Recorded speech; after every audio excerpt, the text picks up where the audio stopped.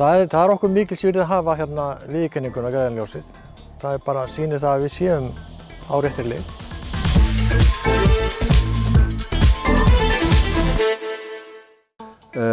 Sólheimar eru hérna, eins og flestir vita, á Suðurlandinu og eru svona skipulagt samfélag af fólki.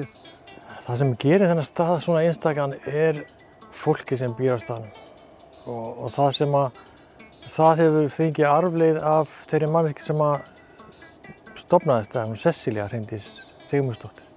Já, starfsemin hérna ansi lifandi, séum á mikil orka.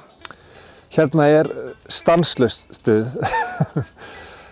Þetta kom alveg óvart, sko. Það sem heldur þessum staðum að mestu í gangi þessi öfluga félagsþjónusta sem rekin hérna.